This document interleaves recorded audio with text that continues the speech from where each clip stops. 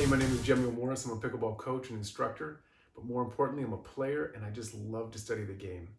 So we're being asked to stay inside the home, limit our activities. It's especially important that we stay positive, we stay connected, and that we continue doing the things that we love, right? For most of us, at least for me, that's pickleball.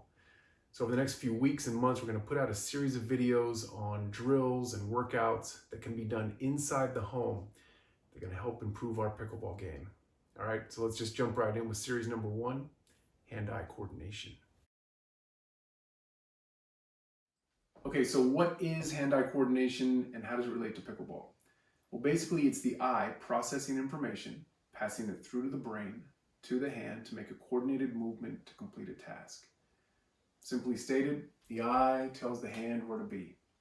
So in pickleball, we're using this all the time, right? Every time we strike the ball. So the better our eye hand is, the better our ball striking will be. And the better our ball striking, the less unforced errors we'll have. Okay, so we've got 5 drills for you. They're gonna range from pretty easy all the way to extremely difficult. And the first one will just be juggling for about 20 minutes. Just kidding. Okay, so this is a super easy drill. We're just gonna be finding the sweet spot on our paddle. Take the ball, down on that sweet spot. Now I actually want you to go to the edge of your paddle and feel what that's like.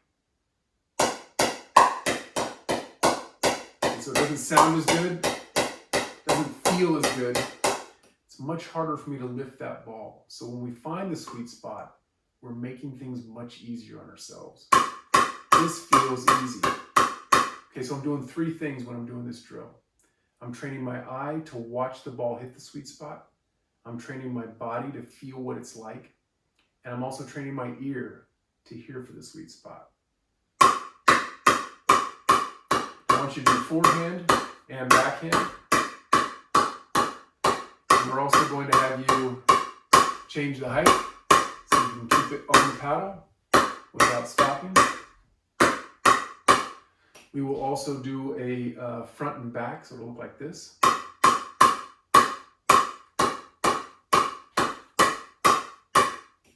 We can also do a quick flip if you're getting a little bit more advanced. So we will flip it and then come right back.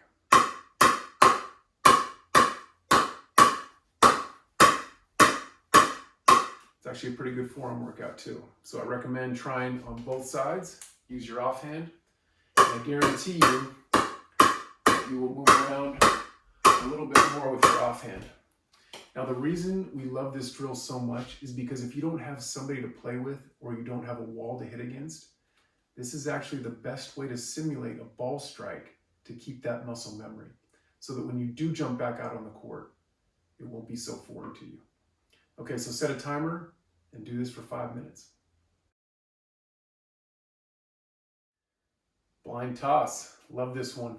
Okay, so we're gonna work 2 things here, the hand-eye, and we're also working on quickening our reflexes. Okay, so the drill goes like this.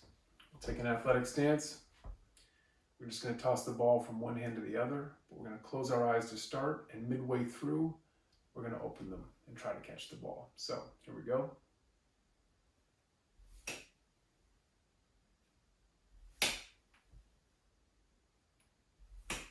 Okay. This is the solo drill. Now we can also do this with a partner. If you have somebody there that you can do this with, my wife's going to demonstrate.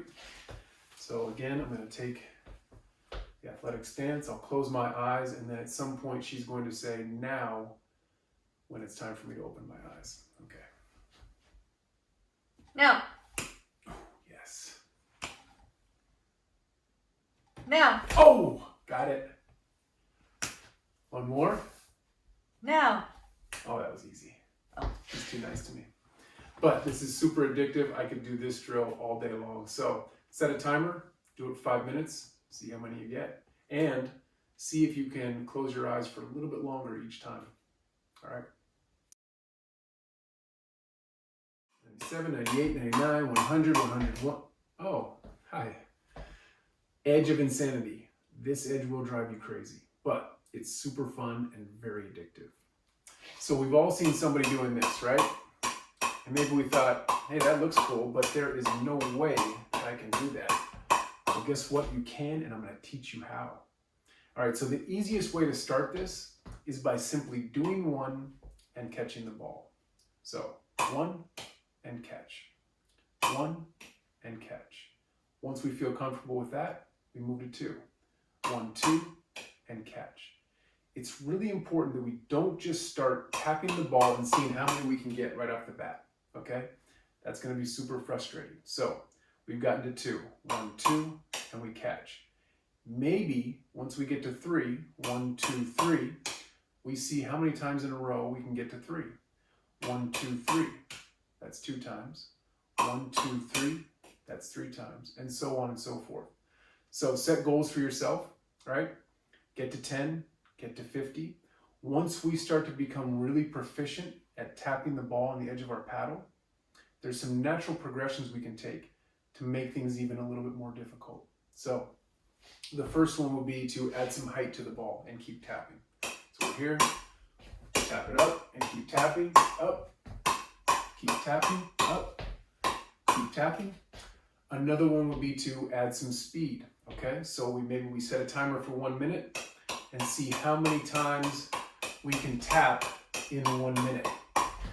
And then we can try to beat our own record there. Another one would be to tap on one edge and then flip to the other. Okay, so we're here, flipping, flipping, flipping, flipping, flipping. Okay, so set a timer for 5 minutes or set a goal and see how many you can get today. What the heck is face-to-face? I warned you guys. These drills are getting harder and harder. Here we are, drill number 4. So we're gonna roll the ball from this paddle face over to this side of the face and back and forth, okay? So what I like to do is I like to bend my knees because we're gonna be moving around quite a bit. And when I start, I just go back and forth a little bit on the paddle to get comfortable with the ball on the face, moving around and without it dropping to the floor. Okay, so once we're comfortable with that, go ahead and give this a shot. Oh, that was pretty good. That had some bounce to it. Ideally, we want to try to just have it roll right over without a lot of bounce. Oh, that was really pretty good. The reason I love this drill so much is because it's not only working on hand-eye, but it's also working on touch and us being able to control that paddle and that ball any way we want to. All right, so my friend Kathy taught me this drill. Big shout out to you, Kathy. She's much better at it than I am. So maybe we'll get a video of her doing it and showing us how it's really done. So set a timer for 5 minutes and see if you can do face-to-face. Congratulations, you've made it to level 5. Impossible from 5 feet. So all we need is a little piece of a paper towel, if you can spare it. We're gonna roll that up into a little ball. We're gonna take our ball, find a hole we wanna drop it into, and start really low, because this is hard. And just try to drop it into the hole. There it is. Now I'm gonna go up a little bit higher. Missed to the left. Missed to the left again. Okay, adjust. Oh, missed to the right. There it is.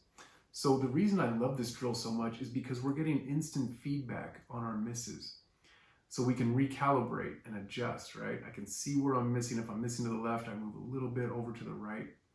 Another reason I like it is because I can do this anywhere. I just need a ball and a little rock or a little piece of tissue.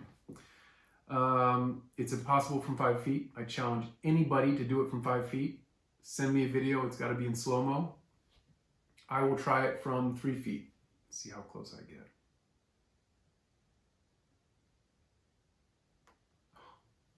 I missed the ball. Okay, there it is. Set a timer for 5 minutes and don't drive yourself too crazy doing this one. Just have fun. Okay, so there it is. 5 ways to improve our hand-eye coordination.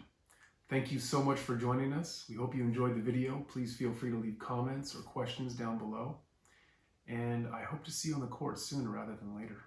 Take care.